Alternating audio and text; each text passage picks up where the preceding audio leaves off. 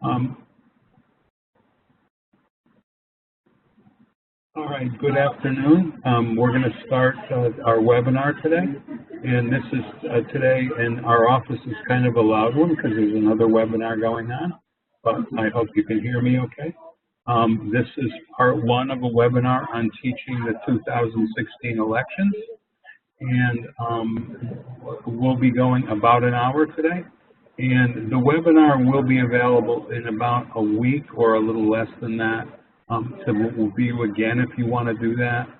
It will be available on our YouTube channel, and I will send everybody out information out about that. The delay is that we have to have them closed captioned, and we have to have some folks working on that here. So could I ask, just so everybody's comfortable with the chat feature, I'm sure many of you have done this many, many times, but if you could just, again, you can get to the chat at the very top of your screen. If you could just, if everybody could just write into the chat box and introduce yourself, who you are and where you teach and what you teach. So could we start off just to get everybody comfortable with the chat box? If everybody could just kindly write into the chat box and put it to all participants, just your name, where you teach and what you teach, just so we can see who's on here. So could everybody do that, please? You can turn off your video if you want.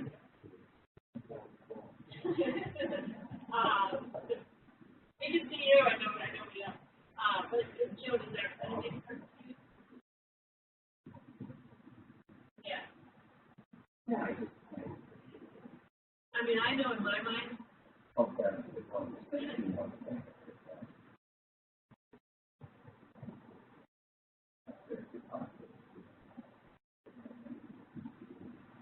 Welcome aboard, Fran, Carrie, to you, welcome aboard.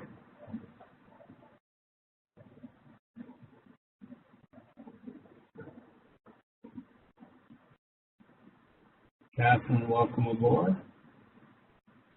Tom and Rachel.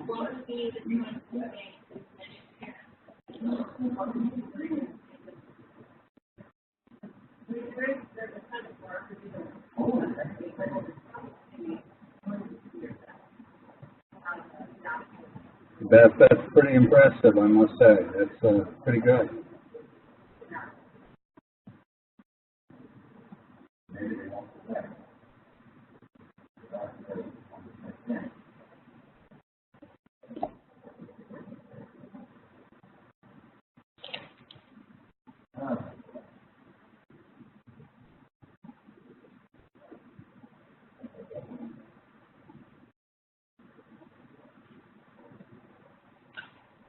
All right, so we're going to get started here, and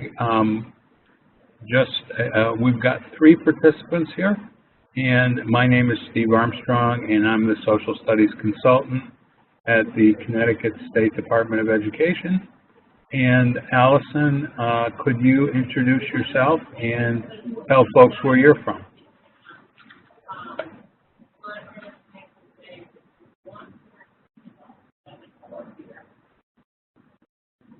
And Allison, if you're there, we can't quite hear you. Alyssa, could you introduce yourself and tell folks where you're from? Hi, everybody. Can everyone hear me okay? Yes, we can. Okay, perfect. My name is Alyssa. I worked for Steve over the summer as one of his interns, and I'm very excited to be here. I'm coming at this from the elementary education perspective because that's currently what I'm working to get certified in. And yeah, I'm excited to be here. Great. And Allison is on? Or Allison will get on. Alyssa, could you introduce Allison? Can you tell a little about her? Allison was the other intern for Steve this summer. We worked closely with Steve on a bunch of projects, including this one. And she is currently a teacher of history in Fairfield. Yeah. Can you guys hear me now? There you go. Found you, Allison. Okay. Hi, everybody. Sorry for the snafu. Thank you for the introduction, Alyssa. Allison, could you? I think I did okay. Allison, could you introduce yourself, please? Yeah, sure. My name is Allison Norrie. I work with Steve and Alyssa at the state of Connecticut over the summer. Currently a social studies teacher at Fairfield Ward High School in Fairfield, Connecticut. Great. And as Susan Wilson asked the question, I have no idea if the chat is working, and the answer is yes, Susan. Is what you just wrote down did show up on the chat, and you should be able to see the chat box on the lower right. If you just click chat at the top of your screen. Okay, Allison, you're gonna, or Alyssa, I'm sorry, you're gonna handle this? Yeah, just a quick reminder with the chat box. I think if it works, I know for me it works this way, but you can send it to, you can choose who you send it to. So if you want to go to everybody, all attendees, if you want just to go to the panelists, click panelists. But anyway, so we're all coming from different backgrounds. Like I said, I'm coming from the elementary perspective, but there's people from middle school, high school, and we all just have different background knowledge, just in general. So if you feel it appropriate to contribute, you don't have to. You could just sit and listen and observe. But if you feel the need to contribute, do so whenever is appropriate through the chat box. And we will be reading through while we're speaking. We'll be reading through the chat box to make sure that we try to address as many points as we can. Next slide. The big rule here is that we are talking about politics, and because this election in general, but this election is very controversial, we're trying to do this with being as objective as possible, because that's how you're going to want to approach it in the classroom. You don't want to propose your opinion. You want to propose the facts that are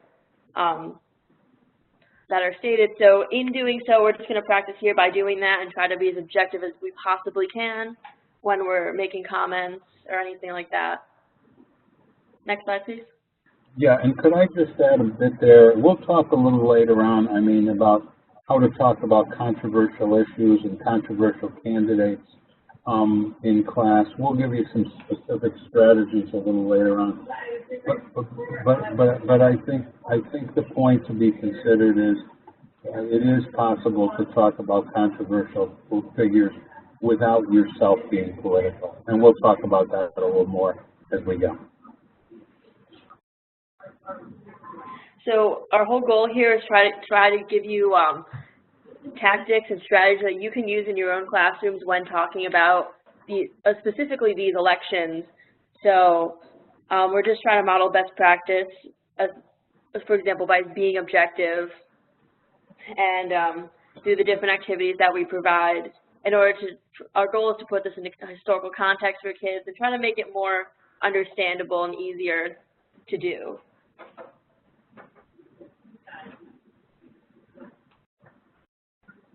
Allison, I think you're up there. So we want to begin by starting with what is unique, asking the question, what is unique about this election in particular? Seems to strike many individuals, and there are surveys, there's data that points to this, that this is an election cycle like none other that we've experienced in at least our recent history. And so therein lies the challenge of, well, how do we teach this? How do we present information objectively to students? Next slide. So the candidates. Polling indicates that there are record levels in this election cycle of negativity towards one another in both the case of Donald Trump as well as Hillary Clinton.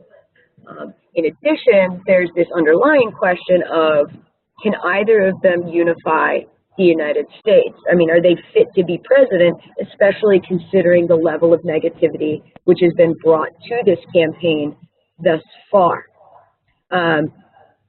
Studies have been done by, for example, and we might talk about this later, the Southern Poverty Law Center, for just one example, where teachers were surveyed in various different areas and reported that because of this election cycle, there were increased rates of bullying in the classroom, negative commentary towards students, personal attacks in the classroom. So how do we address this as educators moving forward and using the election as an opportunity to address some of these issues as well? Next slide, please.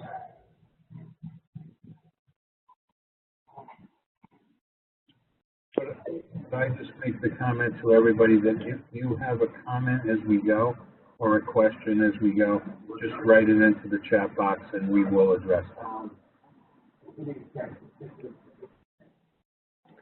So we can make a relatively reasoned argument from a historical standpoint that many, if not most, political campaigns have negative components to them. Historically, you can point to, say, the election of Andrew Jackson, Thomas Jefferson. There was a lot of hate and slur-type campaign materials in the election of 1800 that were disseminated.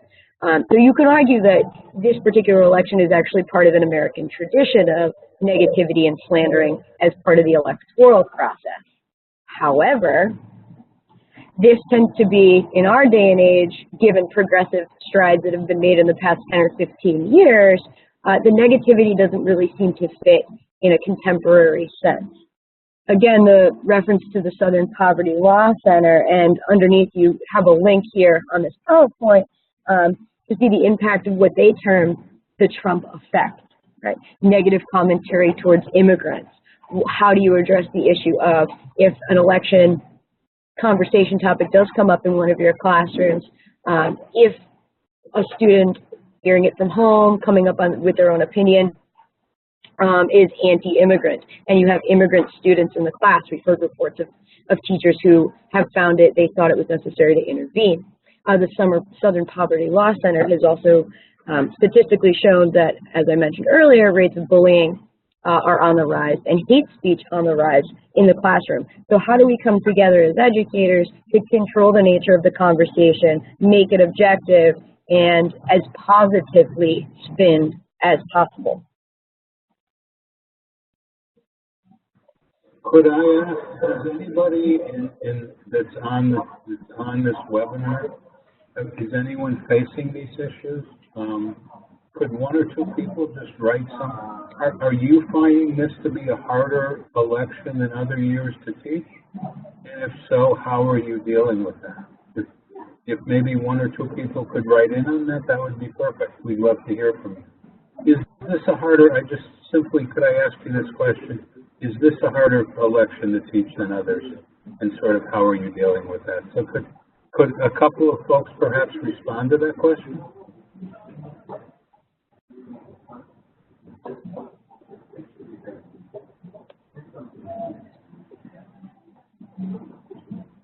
Or if you find it's not any different than other elections, if you could be gracious enough just to write that. So that this issue, is this election the worst? Is this the hardest to teach?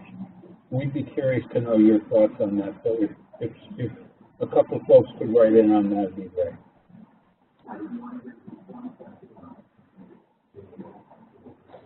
And we're aware, too, of the fact that certainly there's, in this particular election cycle, access to an incredible amount of information for both us as educators, but also for our students. So there's a degree of bombardment of materials and of negative campaign ads, also stories, video clips, some used out of context by the news media, some not, shown in their total. So these little sound bites. And then students might come in and have a somewhat reasoned argument about a candidate that might be somewhat inaccurate due to the way that, the media might hold a bias towards one candidate over another, or the types of information that they choose, students choose to expose themselves to. I think, I can't tell who wrote this in, but I think this is a really interesting comment. That this is a harder election to teach because there's far less about hatred. I mean, occasionally there's a story, Trump has a new child care plan or something, but the vast majority of stories about this election are not about politics. The vast amount of time, some would argue it's about trivia, it's about campaign appearances, it's about body doubles and all this. That's the focus. By the way, the press may or may not be blamed for this too, but that's the focus of what people write about in this campaign. And by the way, just to add on to what you, Steve, and Allison were saying, is we'll definitely get into one of the next sessions of the series, we will get into handling bias in a conversation with students and how to look for resources that are, and how to detect bias within resources and how to find ones that are as objective as possible. So we'll definitely touch on that at some point. Right. But that's, whoever wrote that in, I can't tell again, that's a very, very interesting and I think accurate comment. Allison, you want to talk about this a little bit? Sure. So critical issues seem to impact the election overnight, right? And we've seen through the news media cycle over the past few months that one issue can really change the entire direction that a conversation about the election might take. So how does one police that? How do you sift through the information? And how do you plan accordingly in teaching an election about candidates when, because of various factors, including the 24-hour news media cycle, it's very hard to get a reasoned, thorough, long-term plan together to teach an election that's constantly changing. For example, Hillary Clinton now has pneumonia. This has become a huge election issue over the past few days. Hillary Clinton was leading in the polls. Now there's a lot of talk that her campaign's mismanagement with announcing her illness, the fact that people thought that she speculated had other illnesses prior to her diagnosis with pneumonia, that has actually changed the nature of her legitimacy as a candidate, the fact that she's sick. So what role does the media play in spinning stories like this, if at all? And also, how do we deal with, on the fly, these constant changes that are being evaluated from multiple different sources, whether it be the news media, parents at home, etc. Steve, did you have anything to add? Yeah, no, anything about this one? This is, again, we're on the theme of why this election is different. And another thing that's different, as you know, any of you that teach a lot of political stuff, it's largely top political party elites that rule the roost. And another thing I would mention to students is a big thing in this election is the party elites, especially on the Republican side, have taken a hit in this election. Now, party elites on the Democratic side took a big hit. If you were a Bernie Sanders supporter, you were against the Democratic Party elites. With Hillary, not so much.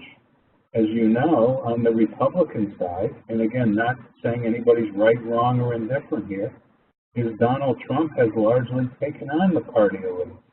And you notice the party elites, people like Paul Ryan, the Speaker of the House, people like Mitch McConnell, the President of the Senate, they're not out there campaigning for Donald Trump. So another thing why this election is different than other elections is the traditional party elites who really rule the roost in both major parties have taken hits in this election. And you know, again, the Bernie people, and that hit sort of has been put down, but that conflict in the Republican Party is still strong as ever. Something else is the dissent by both Bernie Sanders supporters, who are now, many of them have fallen in line between Hillary, but not all, and Donald Trump supporters, is the system is rigged. And you notice it's not, isn't it interesting? It's you know, and Donald Trump supporters, again, not defending or criticizing, have made the claim if Donald Trump loses, it's because the system is rigged. So, and Bernie Sanders supporters would tell you the only reason that Hillary Clinton has the nomination right now is that the system is rigged. So can you see this is another factor that this is very different than previous elections. Some commentators make the case for Donald Trump to say if we lose it's because the system is rigged, to be saying that 2 months before the election or something is unheard of in the past. But this, can you see that this is different? The party elites are taking big hits. the sentiment on people, sizable number of people on both sides that quote unquote the system is rigged. This is a very, very different election than other elections. Allison or Alyssa, you want to say anything about that? I agree with you, Stephen. I think that the biggest challenge is trying to contextualize this idea of the system being rigged, especially trying to combine that message of, this is a unique election because the claims that the system is rigged is a common, something you hear frequently, trying to marry that in discussions about civics, the responsibility of government, and the challenge of saying, heretofore, this democracy has always been of the people and tried to work for the people. And now we also have to bring in this part of the equation. Well, maybe it's not, right? This is what Trump supporters, for example, are saying, is that because the system is rigged, does this now undermine some of the civics lessons that we're teaching as well? And trying to find that common ground, and how do we navigate that space? Right.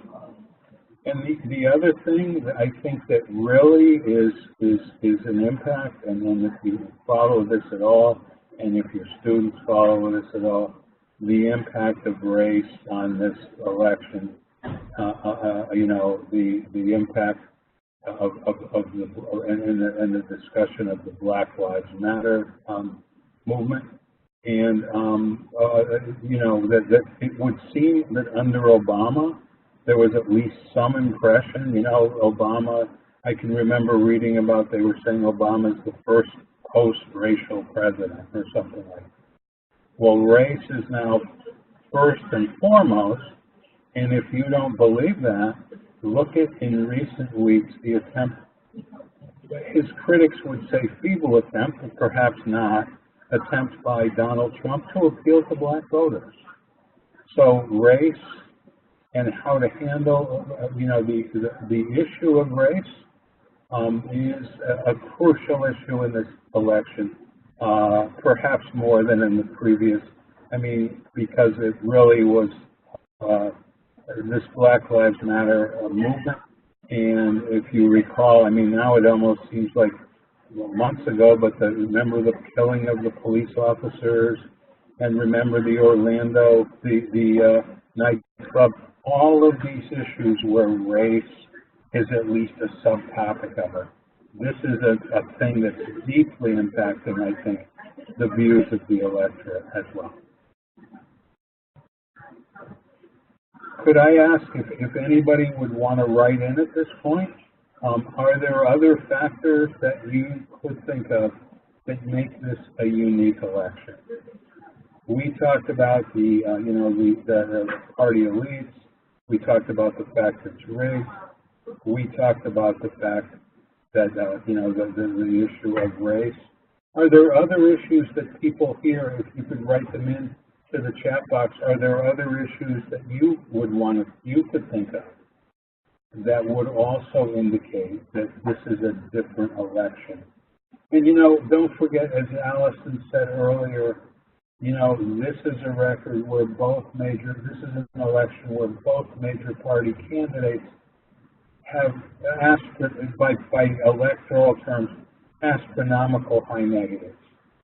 It's not usual that people running for president have very, very high negatives, people that don't like them. It's unheard of that people from both parties have that level of high negativity, that both candidates do. So anybody have other issues that you could think of that makes this election different than previous elections? If anybody could think of any, please write them in. Rachel Ryan, not only the first woman running for president, but how about this, married to another president? Isn't that interesting? And what would be, some people would say, what would be Bill Clinton's role in a Hillary Clinton White House? This is an interesting one, that it's weird that you have one candidate that's been in politics for 26 years, and another candidate that has zero experience in politics. Isn't that an interesting thing? And you know what? Is that, some have written, I mean, there's a lot written about this. Is that better for Trump or Hillary?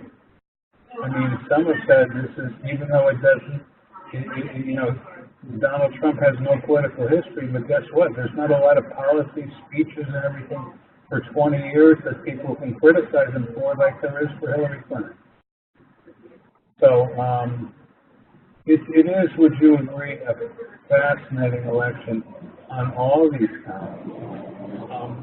Another thing, by the way, is that to some people, another thing that's different, I don't know what you would think about this, but to some people, many of the policies of Donald Trump are not traditional Republican policies.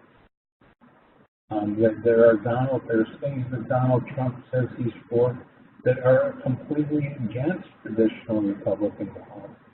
Yeah.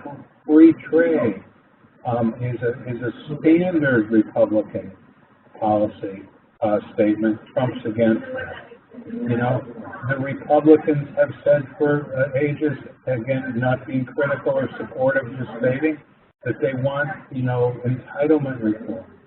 Trump has said he doesn't want that. So there is, it seems that Trump, the question can be asked, is really Trump a true Republican? And in fairness, I guess if we're going to go the other way, there's Democratic, perhaps more liberal Democrats. They criticize Hillary Clinton. She ponies up to she ponies up to Goldman Sachs and these people. Is she a true Democrat? So it's interesting. And Beth Sweeney has a very interesting comment because of the public interest in this election. Will this cause voter turnout? What will this do to voter turnout? It's a fabulous question. It's a fabulous question. So,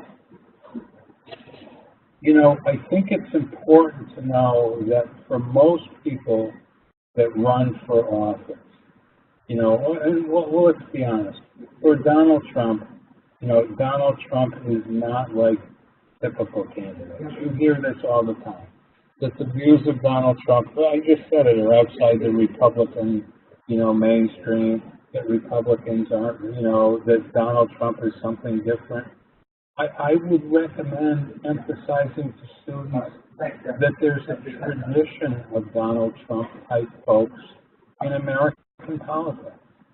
That Donald Trump, and if anybody knows the term, if you're an American history teacher, you know the term is that many people would say he's a nationalist and a little more critical of him, if you want to go this way.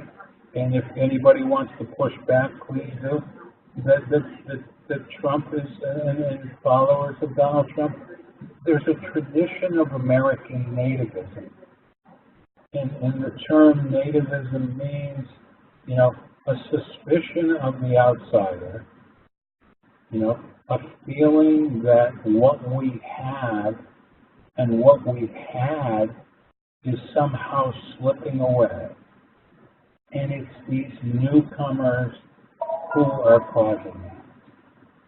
And as I said, that is now Donald Trump has, I guess, nuanced that position a bit. But there's a tradition of people and American politicians who have expressed this back to the 1800s. That America as we know it is slipping away. I would remind you of Donald Trump's comment, we want to make America great again. The America we know is slipping away. It's quote-unquote newcomers who are causing this, and it's time to restore things the way they were. And I would remind you, for those that know, there was in the 1850s, they were called the Know Nothing Party, massive anti-Catholic and anti-Irish sentiments. And many of the same things that they were saying in the 1850s about the Catholics and the Irish would be changed 3 words around.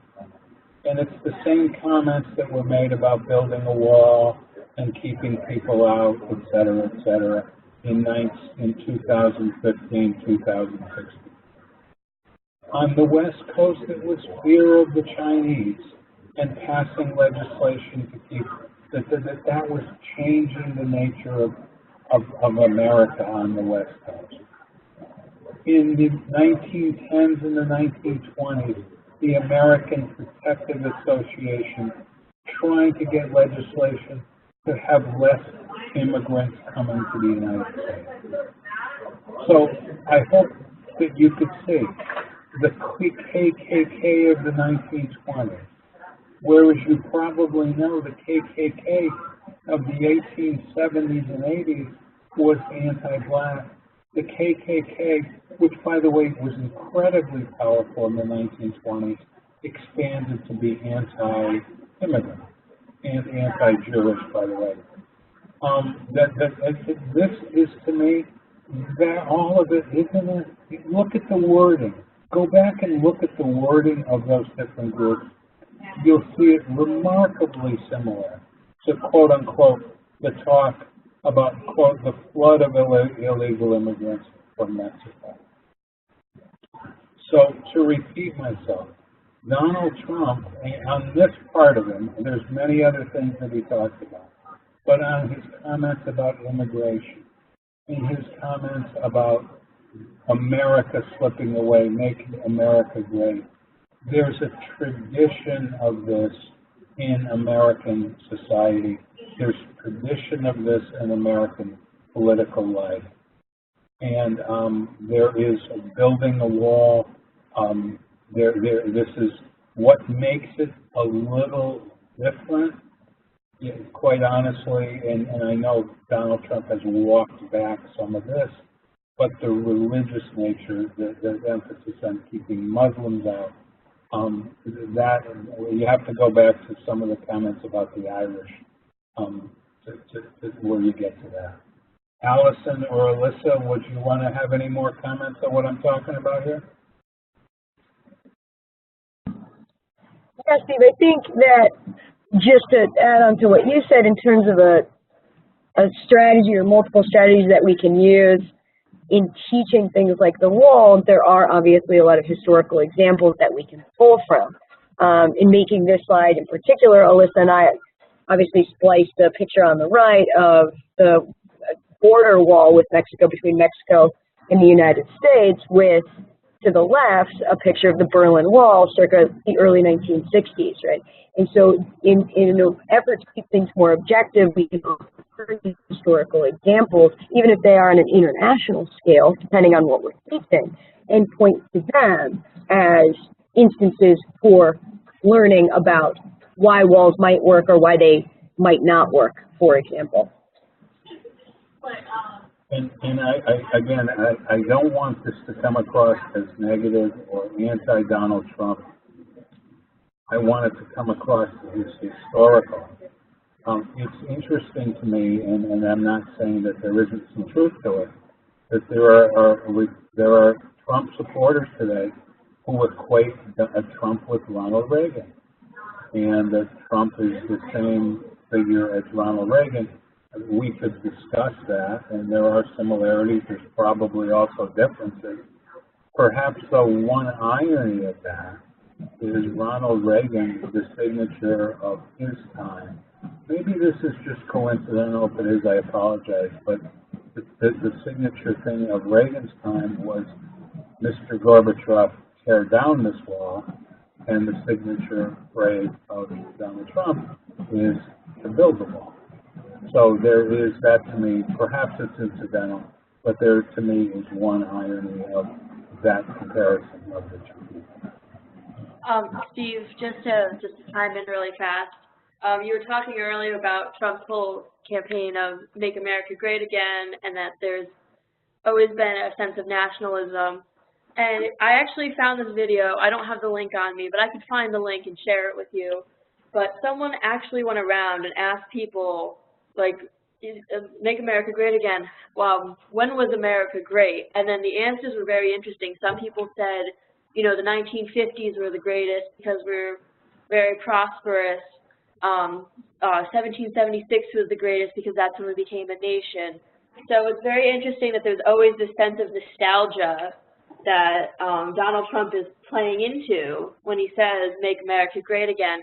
And it's not meant to be politically charged in any way, shape, or form. It's just, the whole slogan is make America great again, like you were saying. So implying that it's no longer great and needs to be great again. Right. And that's his whole campaign. And I think, to be honest with you, that they're in total fairness, and I think, you know, I think Hillary Clinton made a comment about basket of deplorables, half of people. I think there are Americans, and you may know some, who the economic growth of the last 20 or 30 years has passed them by. The job skills they had 20 years ago are no longer job skills that will get them a job. That globalization has passed them by. And you know what? Those people do feel a sense of loss. And I think the promise of Donald Trump, let's make America great again, I don't think those were bad people or evil people. But the globalization has passed them by. Globalization has fundamentally changed their lives. And I think to hear a gentleman like Donald Trump say, let's make America great again, I can understand the appeal of that to the coal miner in West Virginia and in countless other jobs. So I think it's too easy. And I think at this point, Hillary Clinton would probably admit this after her comment, an unfortunate comment last week. It's too easy, I think, to reduce the appeal of Donald Trump to wackos, to racists, and to anti-Semites, and to anti-people who hate Muslims. I think that's too easy and too easy to categorize, because I think there is an appeal of Donald Trump to these people on economic terms that is obviously hitting home. Also, an appeal. I talked about nativism, the history of American populism. If you're a teacher of U.S. history, you go back. There's a populist movement in America that's a little. You know what?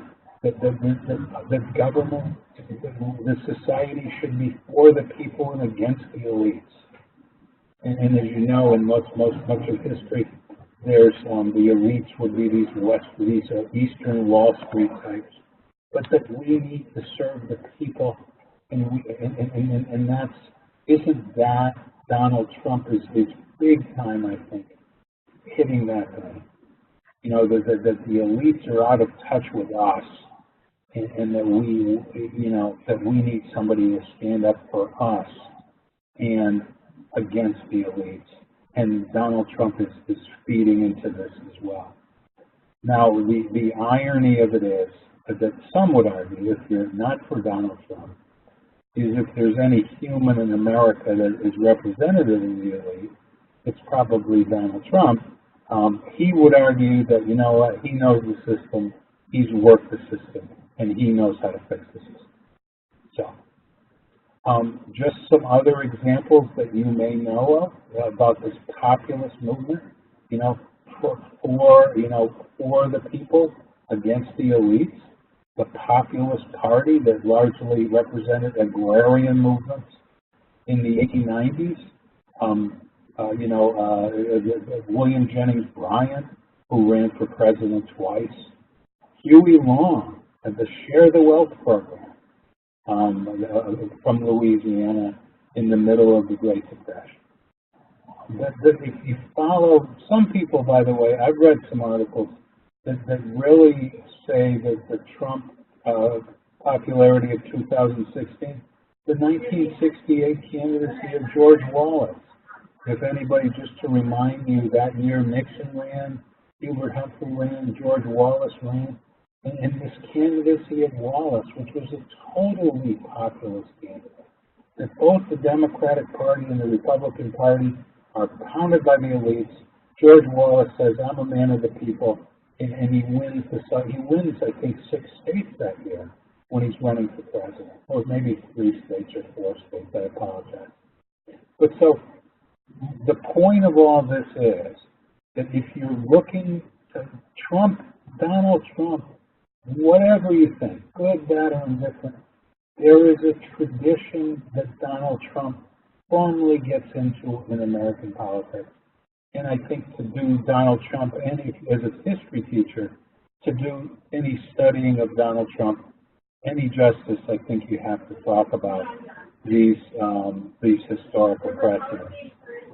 And Steve, if I can just interrupt briefly, if you're trying to thread together these themes of populist candidates, if you look at the years, the 1890s, the 1930s, and the late 1960s, what you get is sort of this populist, this desire for populism, or a populist candidate, or support for a populist candidate that dovetails with institutional, social, political, economic chaos, right? The 1890s, industrialization, large waves of immigrants.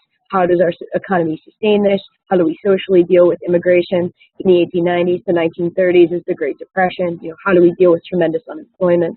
In the late 1960s, how do we deal with racial inequality, issues of civil rights, and chaos in the streets? So that there tends to be connections that you can also make with other contemporary issues in 2016 of, well, what might be going on in the United States and in the world as events, news events, that we could draw from maybe to interpret why populism might be making a comeback.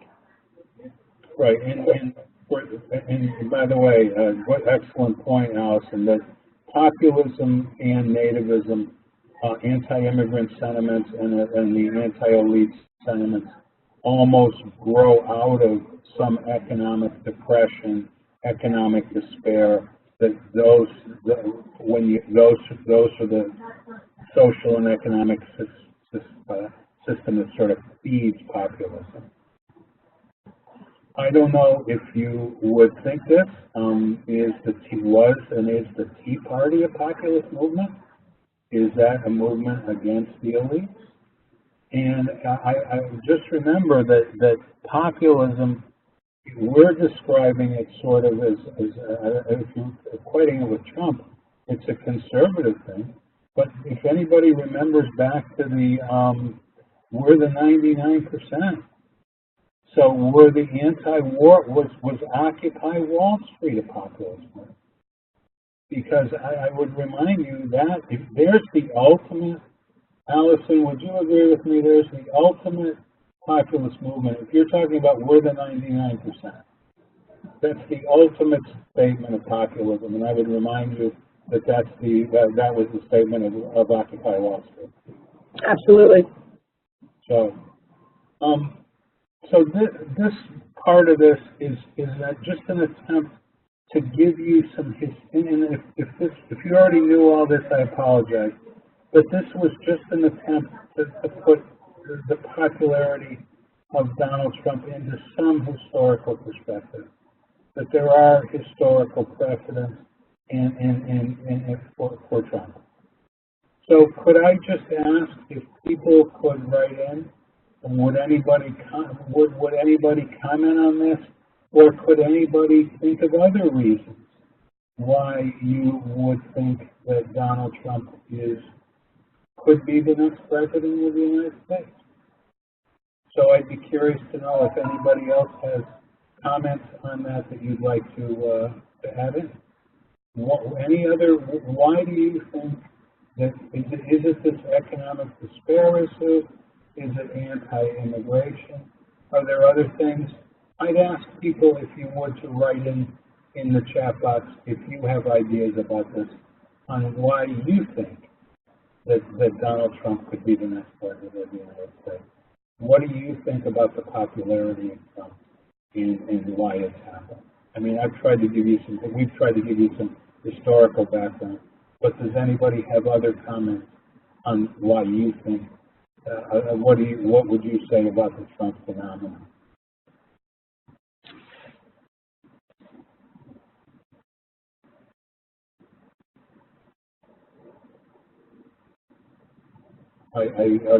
Joe Goldman, I agree with you wholeheartedly that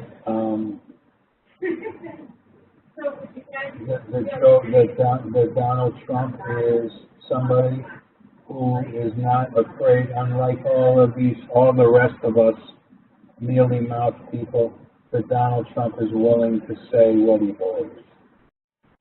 And to some people, after all this quote-unquote political correctness, thank God we've got somebody who's willing to say what he believes. So I think that's hitting a nerve. There's people that greatly appreciate that.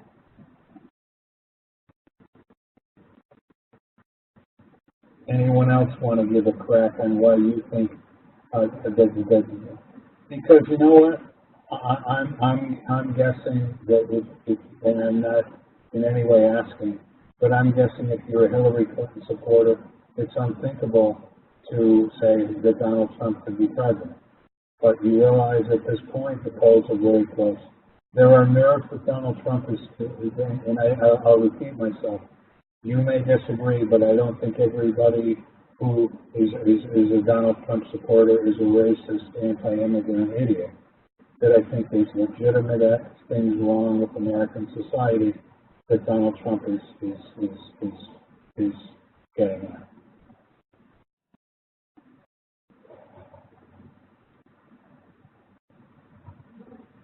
And you know what? Isn't that interesting, Joe?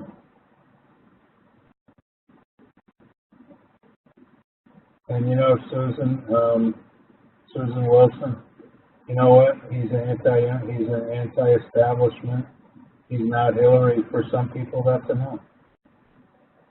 And you know what? To be honest with you, in fairness, aren't there some Hillary people who are going to vote for Hillary that, despite her flaws, and to some people, despite her horrendous flaws, at least they're not Donald Trump. So that's a ringing endorsement of the American political process, I guess, or maybe not. Steve, if I could just add in on that really fast. I find it interesting that with this election, that one of the arguments that people come up with is that at least I'm not the other guy or woman, depending on what side you're talking about. But you don't see that, you haven't seen that as much in other elections. You might have seen it from some people, but not to as high of a scale as it is in this election. Correct. All right, Alyssa, I think you were going to do this one? Yeah, this is me anyway, so here I am. So we just spent a little bit of time talking about how to put Trump into historical context for students. You could easily talk about the populist movement when you talk about Trump. People have mentioned anti-establishment, of, by, for the people.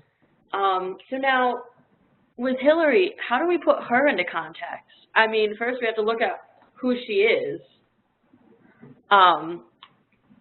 So she's been in politics for a long time. And is there any way that we could put her into a historical context? Or is she just that unique that we don't have anything we could put her under? So I'd love to hear from everybody about that. Yeah, for example, just to back up Alyssa on this, I just spent a few minutes putting Trump into here's a tradition of Trump. Can anybody offer, as Alyssa just asked, is there a tradition of who in the past is like Hillary?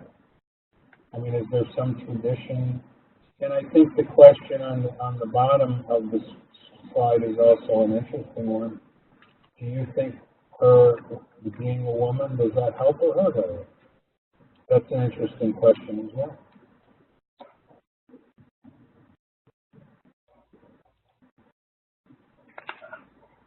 While everyone's typing and thinking about what they're going to write, Susan Wilson brings up a good point that the two candidates are completely polarizing, and that is what makes this election unique, because sometimes if you identify with one candidate over the other, automatically puts you onto one side of an argument or another, if that makes any sense. So you stand for Trump, people automatically, whether the ballot or not, will like think of racist, as Steve was saying, and all these negative things, which is not necessarily true, but people can make those assumptions. So you're right, it is very polarizing, which that's what makes it controversial and tough to teach. Susan Wilson, you're on today. You got it. That probably, like Obama and the issue of race, that there's things that being a woman help her or hurt her.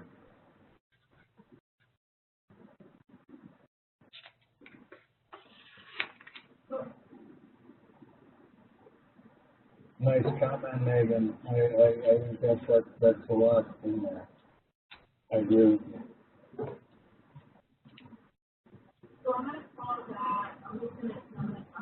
By the way, we're going to do next week a rather sizable segment on females and female candidates and how people perceive female candidates. So we'll come back to that issue again next week.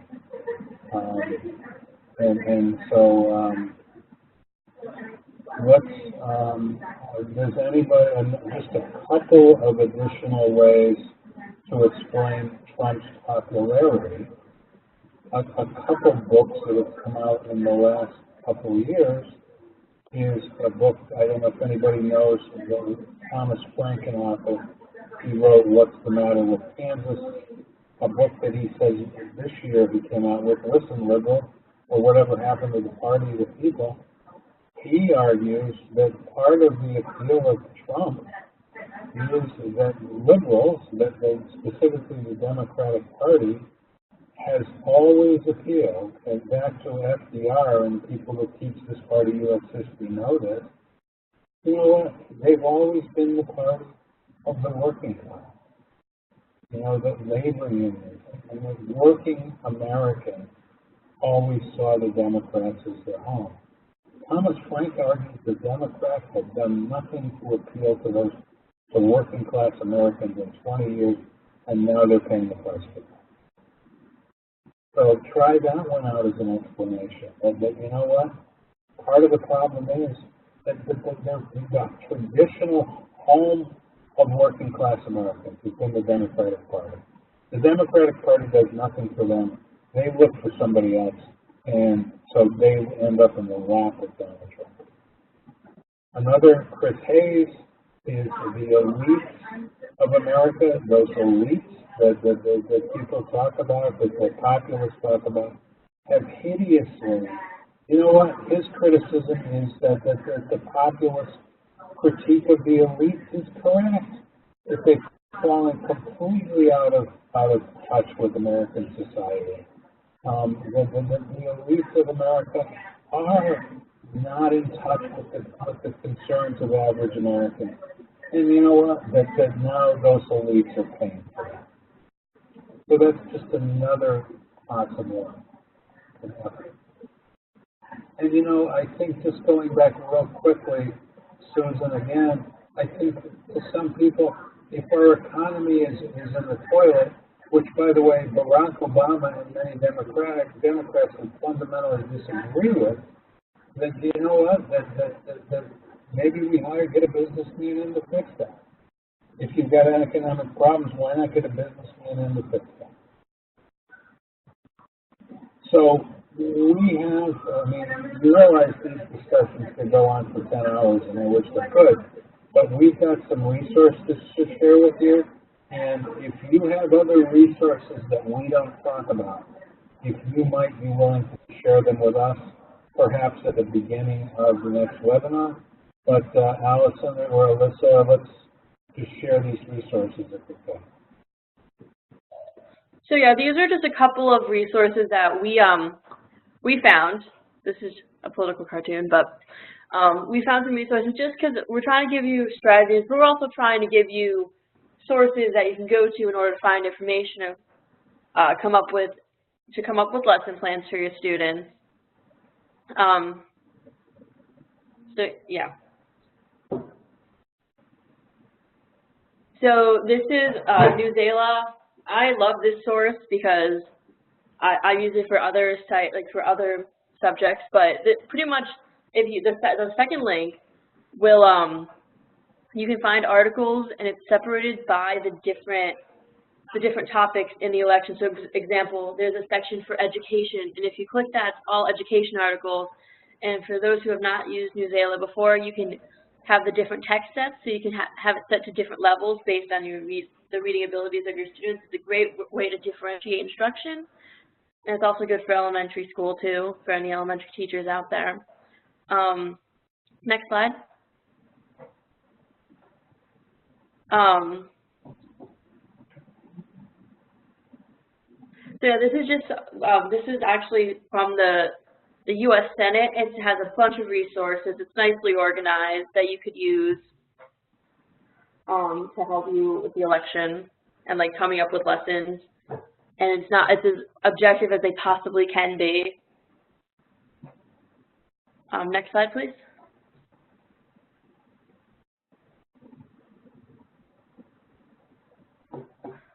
So C-SPAN is another.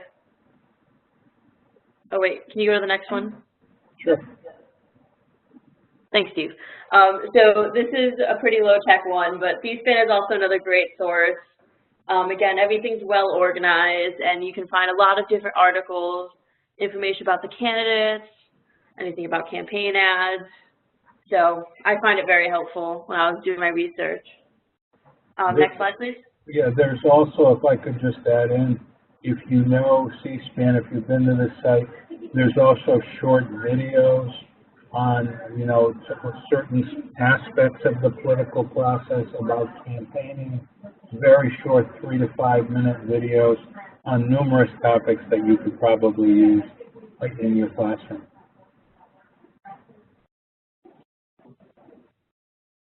So again, CNN is another one. Like it says in the description, you can generate weekly quizzes, you can have charts, there's just a bunch of, again, more resources, just a bunch of links. They're kind of fun to go through and look through yourself. You will have access to the PowerPoint, so you can get these links, so don't worry about that if you were wondering. Next slide, please.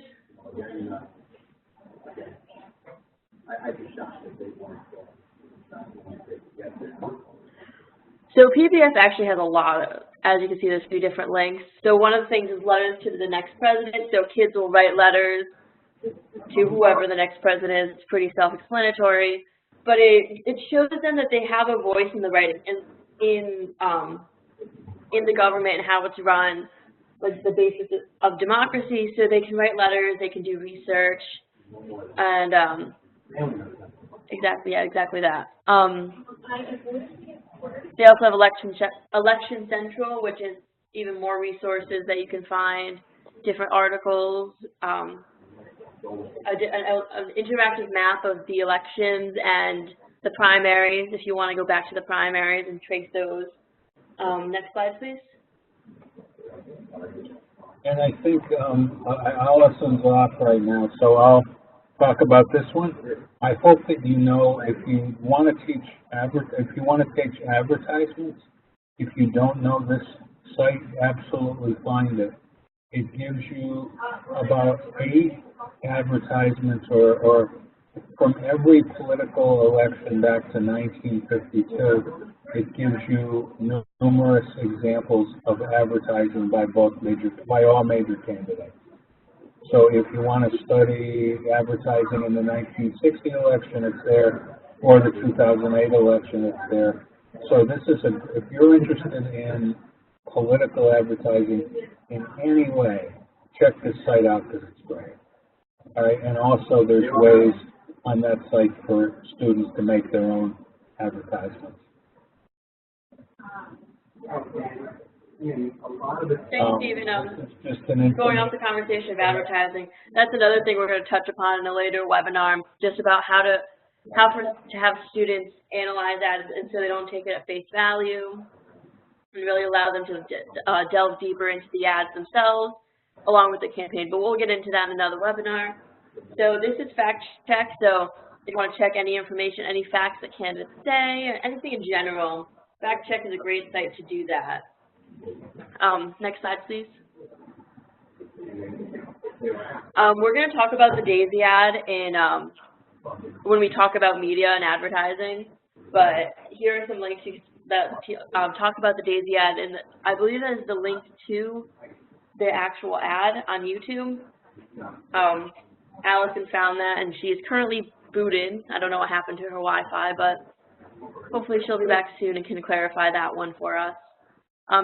Next slide, Steve. Yeah, you know, this DAISY ad is very specific, and it's a fascinating ad. This is, and I'm sure many of you know it, so I'm insulting you by even spending time talking about it. But it's an ad that ran one time that equated very low water with nuclear water.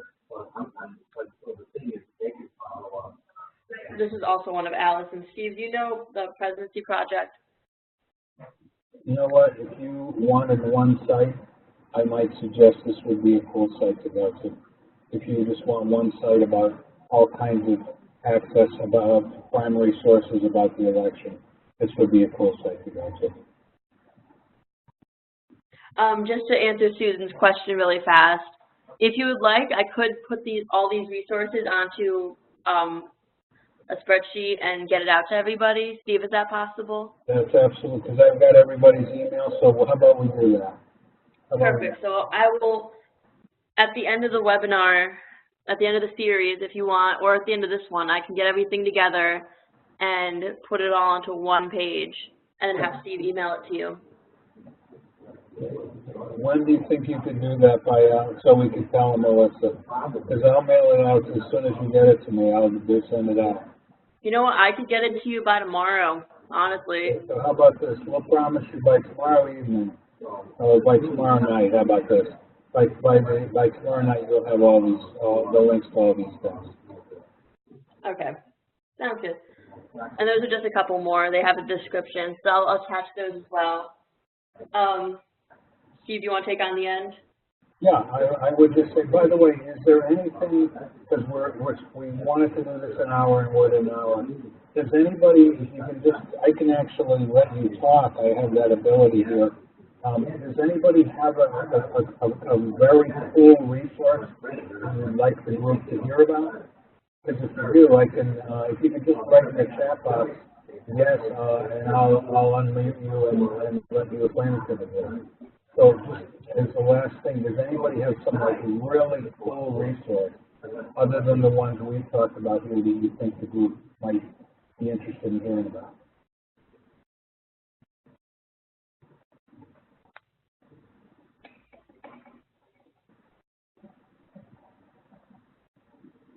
And if not so today, if you could bring them up in the future, maybe it's for the next webinar. That would and if you think of any while you're going through your day or just after the webinar ends, email them. If you want to email them to Steve, I can add them to the list when I'm putting everything together for this week. And when the more resources come in from the subsequent webinars, I can add those as well. Okay, Megan, PBS is a good site for the day of videos and lessons. Perfect. So we'll add that one. We'll add that one. We'll add that one on as well, Alyssa. I'm sorry, which one? The one about we'll add PBS video again. Yes, we can add it all in. Right. Okay. Now, would you like me to make one for each week, or would you like me just to have everything by the end? That's just a question for everybody in general. Let's do it. I think people, because we've got some cool, if people didn't, how about we'll do this? Anybody that signed up for this webinar, by tomorrow night, you'll have a list of all these things. Can we do that, Alyssa? Yep. We'll do that by tomorrow night, okay? I'll send them out. And Susan, coming at this from the elementary perspective, we will get into a little bit about how to translate some of what we were talking about to younger grades. Some of the activities that I suggest we've come up with together, they're very flexible, so they can be used in any grade levels. For example, one that I'll talk about when we talk about media, it's something I've done with a 5th grade class. So don't worry, younger students will be thought about in this webinar, as well as the high school students. So folks, what we tried to do today, I hope semi-successfully, was what we tried to do was to show you, to give you some resources, because we always want to do that. And we also, we wanted to sort of show you that candidates have historical precedent. And we tried to do that with I would think that emailing us the list of topics tomorrow will also be helpful. You're right, this isn't the time. By the way, Connecticut, if you live in Connecticut, and there's a red, white, and blue schools program that honors teachers and schools that do a good job of teaching the election. If you want more information on that, if you don't know about it, just email me, stephen.armstrong@ct.gov, and I'll get you that information. But what we tried to do today was to give you that there is some of the appeal of Donald Trump, the historical precedents of Donald Trump, and some cool resources. What we're going to do next time is we're going to talk about female candidates and in general, the challenges they have, and we're going to talk some about the challenges of Hillary Clinton that she may have.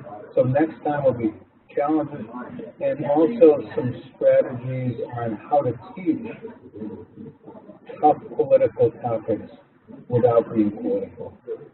So those are 2 things that we're going to emphasize next week. How to, how to teach controversial topics in a non-controversial way. That'll be our topic next time. Alyssa, what are you going to talk about next time?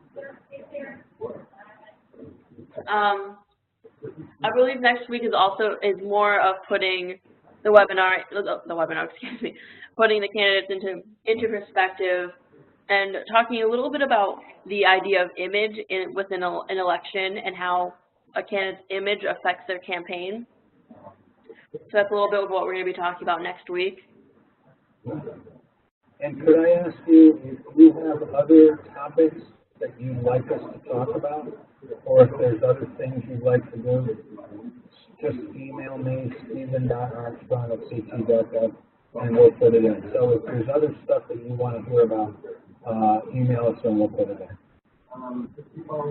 Okay, we are done for this evening. We're going to sign off. We hope this is good for you. And there's some other sites that people are doing it. And you know what we'll do? We'll get these on as well. Oh, the 270 site, that's a great site. So anything that you have, either send it here or email it to me, and we'll make sure that's on that resource site. All right, folks, thanks a lot. We're done for this evening. Have a good night, and we'll hopefully talk to everybody next week. Thank you, everybody.